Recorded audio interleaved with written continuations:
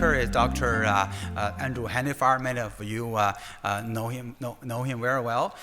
He's our expert on medical oncology, and he's going to give a talk on the ongoing clinical trials. Thank you.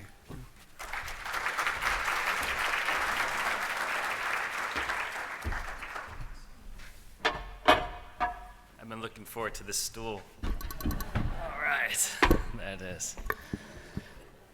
All right, good afternoon. After the talk started, I realized maybe we should have switched the order around. After a couple of evisceration slides, I was like, oh my God. Okay, so the last time I spoke to this group, I thought it was really well received by my patients. The spouses, on the other hand, they seem to fall asleep after 5 to 10 minutes. So on a positive note, for my patients suffering from insomnia, I now prescribe my YouTube video. Giovanna was kind enough to put it on the Caring for Carcinoid website. So let me just start this video here. Lung. Breast. Pancreas. Kidney. Prostate. Colon. Carcinoid. Leukemia. Glioblastoma multiforme stage 4. And it was a scary diagnosis. Cancer can touch everyone. Your daughter. Your mother. Your son. Your sister. Your husband. Your wife. The future impact of cancer on the American public is growing. As our population ages, cancer will become a bigger and bigger problem. Cancer will soon overtake heart disease as the leading cause of death for Americans. 1 in every 3 women, 1 in every 2 men can expect a cancer diagnosis in their lifetime. 1 out of every 3 of us. 1 out of every 2 of us. All of the best treatments we have today to fight cancer were once clinical trials. All of the best. Not just a few, but all of them. Every therapy that we have available today had to go through a series of developmental clinical trials. We have many better options now than we did 20 or 30 years ago. All our major advances in cancer have been due to clinical trials. Advances in surgery, advances in radiation, advances in medical oncology, new drugs, targeted therapy. The cure rate for childhood cancer is more than 80%, and this is all because of clinical trials. When I was diagnosed with leukemia, I was 6 years old. I knew I had cancer, but I didn't know that it was a really, really bad disease. My parents decided to put me into the clinical trials because the reason why the numbers are so high where kids survive leukemia today is because kids have taken part of clinical trials in the past. Everyone is standing on someone's shoulders. And so if someone hadn't come before us or my wife and done what they did, and then she wouldn't have the opportunity to do what she decided to do. We would not have any of the treatments today, standard of care treatments that all of our patients can benefit from if patients before them had not been generous with their time and their spirit, really, and gone on to participate in a trial. I feel privileged to be working with patients who are participating in clinical trials. Their commitment, their dedication it's extraordinary. Becoming a member and a participant in the clinical trials enabled us to have 10 years additional together and a better quality of life for those 10 years. So far I've felt very comfortable and I really feel like this drug has saved my life. Clinical trials are always about helping you, the person that's participating. Yes, we will use that information to assist us in understanding a disease and helping others, but it always is about helping you. If we don't continue to do clinical trials, we will not find the cure. And I think we owe ourselves and our future generation, our kids, to do better than that. I think if there was one word I'd use to describe a clinical trial, it's about hope. Possibility. Heroic. Essential. Important. Science. I think of the word caritas, and caritas is a nursing term from a nursing theorist, and it means caring with hope.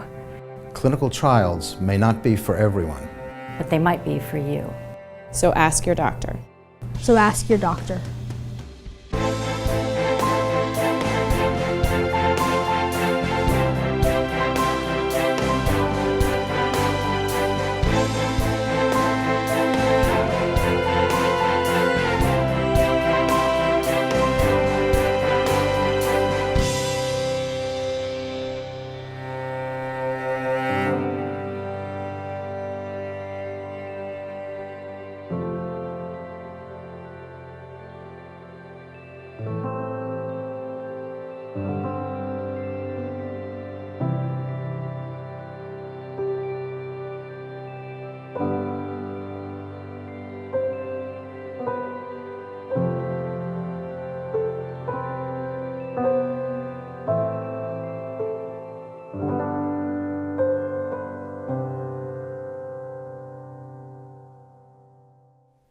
So Dr. Pham already showed these slides, but the biggest challenge of talking to our pharma partners is explaining to them, like, hey, this is not that rare. A lot of patients have this problem. We need to get on this. Look at the incidence when compared to other cancers. It's rising. And even more importantly, look at the prevalence. There are lots of patients. Look around this room right now. This is not as rare of a disease as probably we once thought. The current treatment for neuroendocrine tumors are effective, but they're limited. We have somatostatin analog therapy with sandostatin and lanreotide, and we have several drugs approved for pancreatic tumors, many of them targeted, but we need more. Now, what are clinical trials? They're human studies, they're voluntary, they're well-controlled, monitored, regulated, and conducted by very good academic centers. And for my patients who complain about being lab rats can be cool.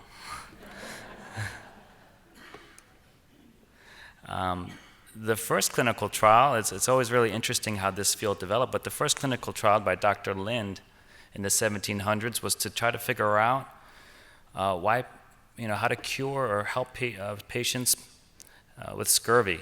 And his hypothesis was wrong, this is one of my favorite clinical trials. So he put 6 groups of patients, 2 in each group.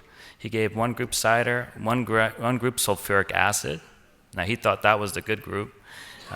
6 spoonfuls of vinegar, a half a pint of seawater. I feel bad for group 4. 2 oranges and a lemon in barley water. And of course we all know that group 5 was the winner. We didn't know for many years why, but we knew that that was the way to go. Now, is a clinical trial beneficial for me? I think you need to speak to your doctor and ask them about it and to review the things. I think one thing that's also good to know is that everyone benefits from clinical trial participation, which is important. Now, it's just some definitions, some things that that come up in the process of discussing these studies. One of them is a blinded study. Blinded means that either the participant and or the physician does not know the identity of the treatment or who gets the treatment. And placebo means it's a controlled treatment. Because the mind is such a powerful thing, it's important that some patients receive a placebo so we can see if the treatment we're giving actually works. Right, this is a white coat. It's funny, to me, most of my patients think the white coat is actually not a good thing. So the types of clinical trials, randomized versus non-randomized, single center versus multi-center, phase 1, 2, 3, these are the kind of terms that you'll hear when you discuss these studies. And for the sake of time, I'm going to go through this. This is also important to think about and to understand is that this process is very costly. And then when people say, well, how come we don't have these studies and these drugs now? Ron knows, he's working really hard to bring these drugs to us. It takes a lot of work. It takes years of effort. It takes lots of money. So there's something to think about. Now, what's the state of the neuroendocrine tumors right now for clinical research? There are lots of studies for neuroendocrine tumors around the country. A lot of them. They're looking at, as you've heard today, many of them, and I don't want to go over the things we already heard today. We've heard lots of things about immune therapy, which are really important. We've heard about radioimmunotherapy. There are also clinical trials for tyrosine kinase inhibitors, and I'll explain a little bit more about that. There are vascular agents, including comberstatin, zifaflibercept, Avastin, ramucirumab. There are second-generation somatostatin analog therapies. There are therapies that are focused on improving the symptoms of patients with carcinoid syndrome, including very interesting medication, telotrestat, which is a tryptophan hydroxylase inhibitor. And there are also, because Megan was here today, optimal feeding for neuroendocrine tumor patients, which is also a very interesting study. And a study that we're piloting at Cedars, which is called KnowMyNet, which we're trying to sequence tumors in collaboration with Foundation Medicine to see if the prospective sequencing of these tumors can help improve the treatment selection. So, I want to put on my pom-poms. Targeted therapy for neuroendocrine tumors is still #1, even though immune therapy is hot on the tail. But these are really important therapies that have benefited lots of patients. If you look, we have treatments for the somatostatin receptors 1 to 5. We have treatments targeting the VEGF receptor. They have the PI3 AKT mTOR pathway, and these drugs are continuing being developed for these different pathways and these different targets in neuroendocrine tumors. We did talk about radioimmunotherapy. I always like the "some like it hot." I always have to put it in the presentation. But this is actually a very novel concept that's growing. It's neuroendocrine tumors is kind of leading the field, and this is spreading to other disease types, including lymphoma.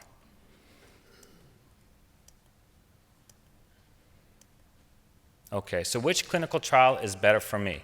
So one of the functions of our multidisciplinary neuroendocrine tumor board is to discuss your particular case, is to go over the options, including clinical trials. And that can be done with your physician. And it's an important question.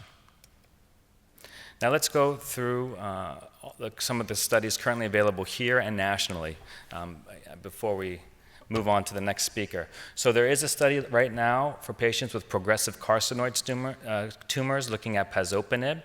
There's a very good study by the Eastern Cooperative Oncology Group with temozolomide plus or minus capecitabine for pancreatic neuroendocrine tumors.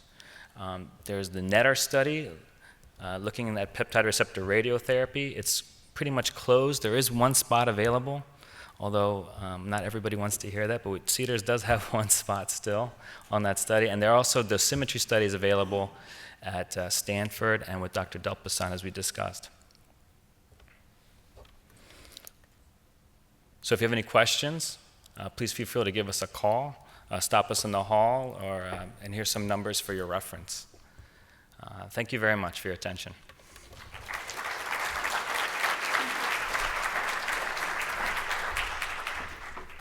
So here we really encourage all patients to discuss with their treating physicians about any possibilities of participating in any clinical trial. That Dr. Hendifar said so well, that the clinical trials are so important for advancing our field.